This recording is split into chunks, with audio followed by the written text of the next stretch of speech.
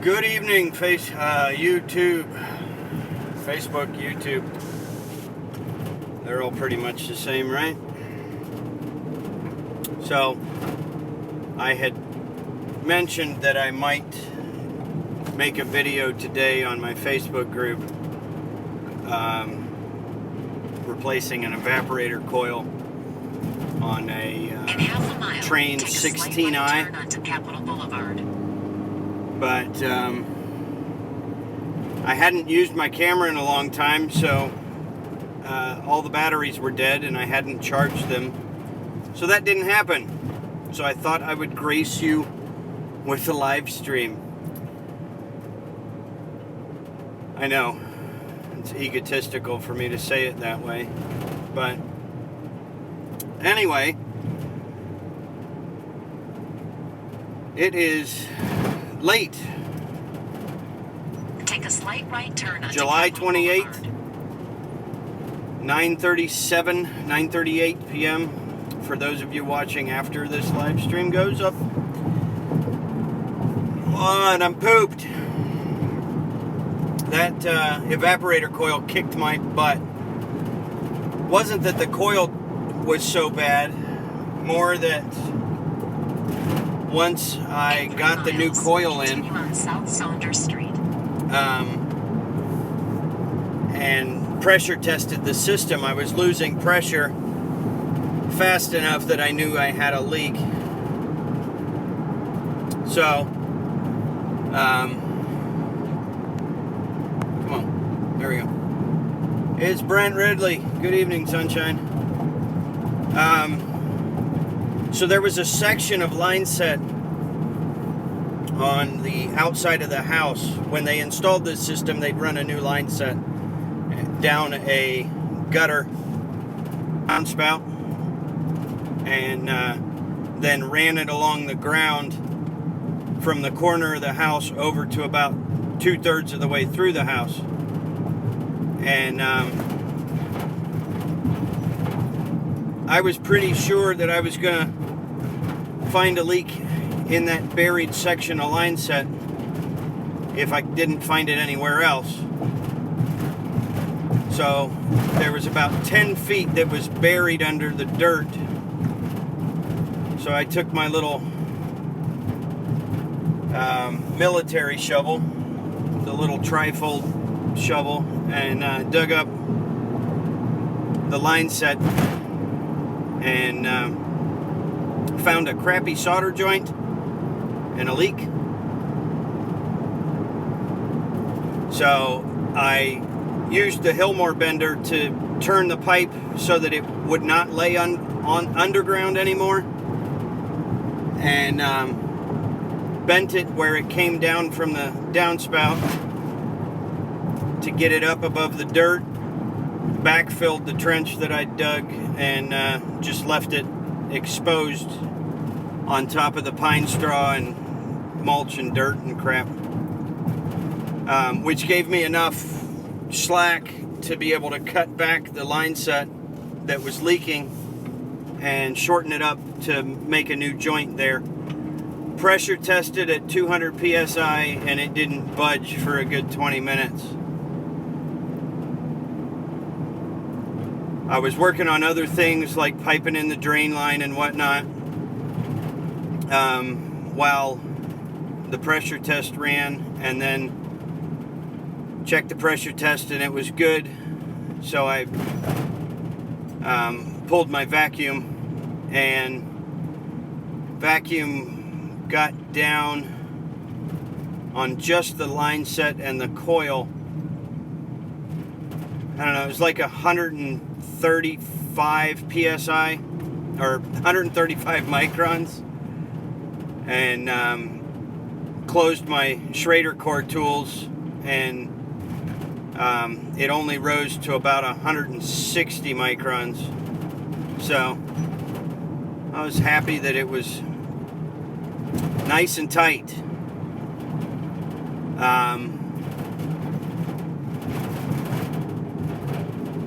Let the vacuum, well, no, I already talked about the vacuum.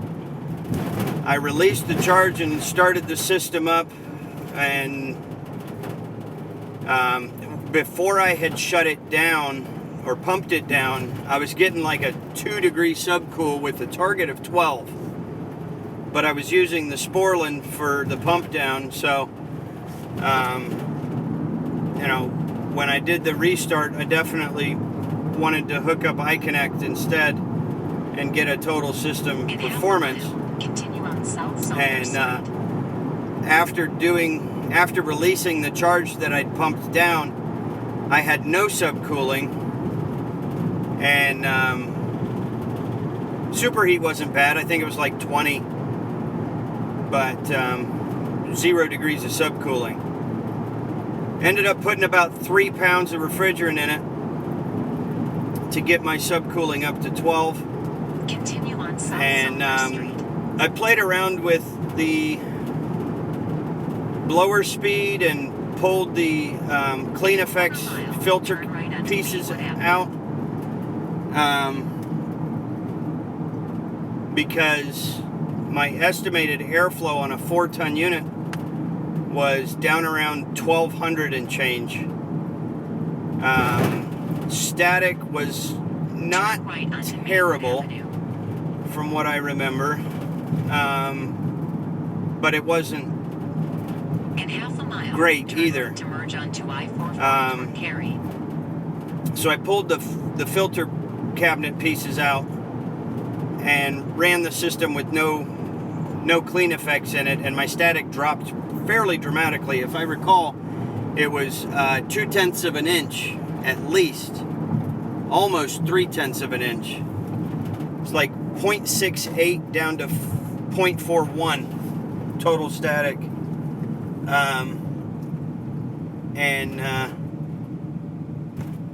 Based on static, it said I was running about 1600 CFM. So I bumped the fan speed from 350 a ton to 400 a ton, put the Clean Effects back in, and I was pushing like a 0.78 static. So rather than fiddle around with it too much and throw everything off from what they were running for years already, 8 years, I think it was, 7 years. I put it back down to 350 a ton, put the Clean Effects back in, and let it ride. But that took a long time. It took longer than it needed to because I was walking up and down and being tired and all the excuses I could make.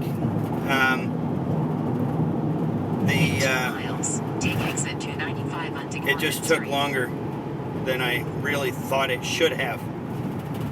I was about 4 hours late for the next call, and that was just a recheck of a system that we had put in a little while ago. It's actually the system that I'd posted the picture of 108 degree return. The customer was saying that they weren't getting quite the dehumidification that they wanted. Oh, fine. I don't need you anymore anyway. In 3.3 miles, but exit 293 to merge onto US 1 toward Cary. Where was I? I put a repeater with a ambient temperature lead on it at the return grill on the ceiling, and then I had my return air probe in the return box so that I could compare how much heat we were gaining in the across the duct run in the attic. And I only had about 2 degrees initially, but then I closed the attic hatch and it dropped down to like 1 1, maybe 1.1 or something. But I wasn't really gaining a whole lot of heat across the attic duct. But my target temperature split was way off. Well, it was off by like 4 degrees. So I took it from high blower speed, which is where it was from the factory, down to medium high, and my temperature split improved some, the target temperature split.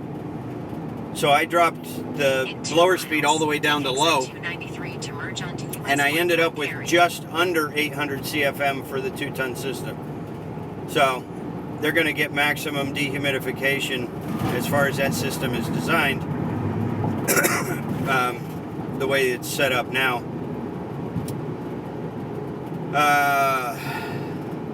The one I just left is a 1998 Goodman, 3.5 ton with a, I don't know how old, all style,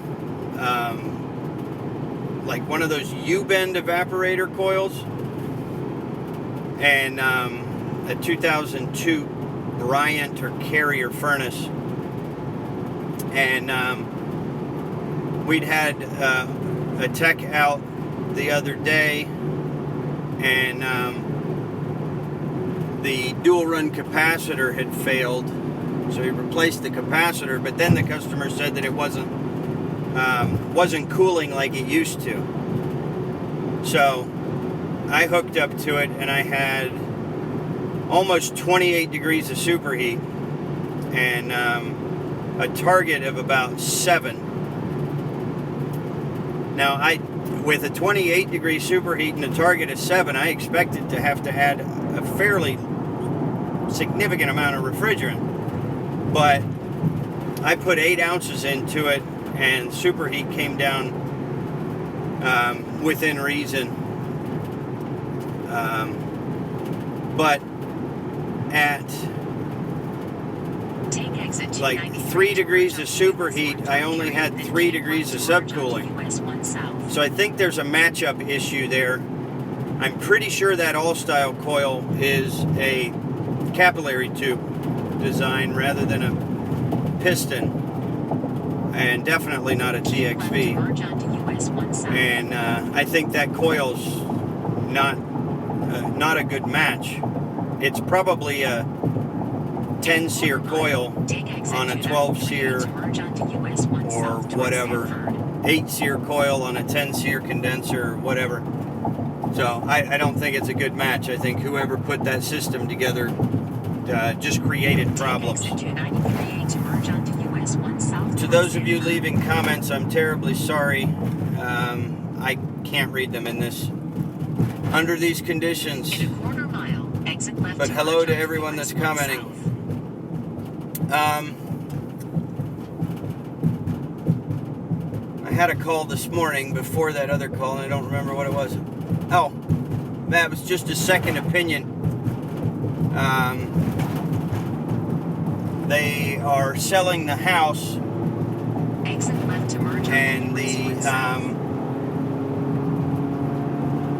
the buyers had a contractor come out and check out the air conditioning unit. It's I don't remember how old it was. It's like 14-year-old Bream package unit. And that contractor had said that there was holes in the heat exchanger, but I didn't know that upon arriving. It was sort of a, find the reason that you're there for a second opinion.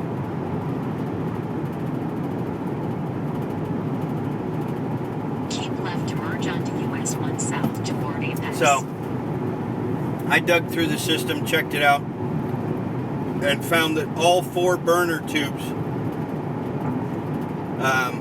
had rust holes in them that were a couple inches long. So I gave them pricing on replacing the heat exchanger only with no warranty left, and said, despite the fact that you're selling the house, it may be worthwhile to go ahead and negotiate replacing the unit rather than just putting a heat exchanger in it, because a heat exchanger on an old unit that has got bent, flattened coil fins on the condenser and crappy ductwork, blah blah blah, isn't necessarily the best way to spend money. I'm pretty sure my recommendation fell on deaf ears, but she gave me lip service on, yeah, that's probably a good idea. I'm not 100% sure what I'm getting into tomorrow. I don't need directions anymore. But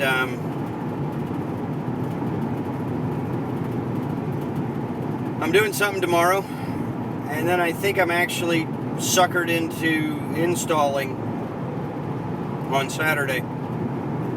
At least that's what I think I heard from the grapevine. So I will try to get more video of something now that I've charged the batteries on my camera.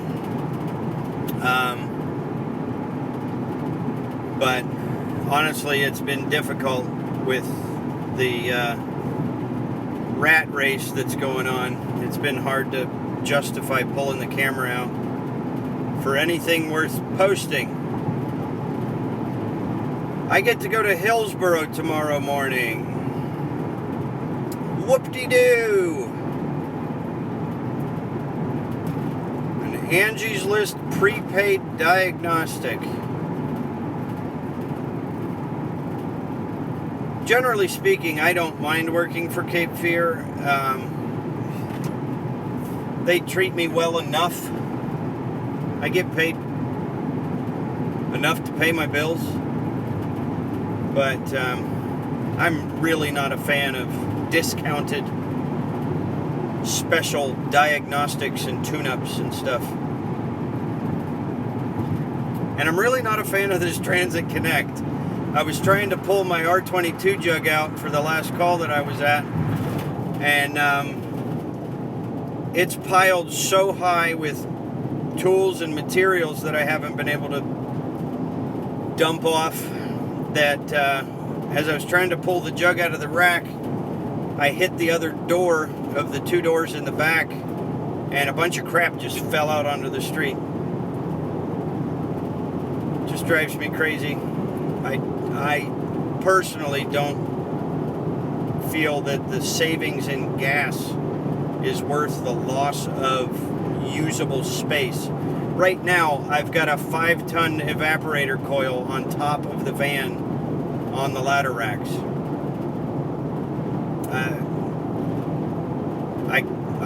I don't know. I'm without words to really describe my thought process at this point. But anyway, I've been rambling for a while now, and I'm not that far from home. I will be, like I said, trying to post videos here along the way, and try to get stuff that's worth watching. So, thanks for watching. Like, subscribe, comment, and share. We'll see you on the next video. Peace!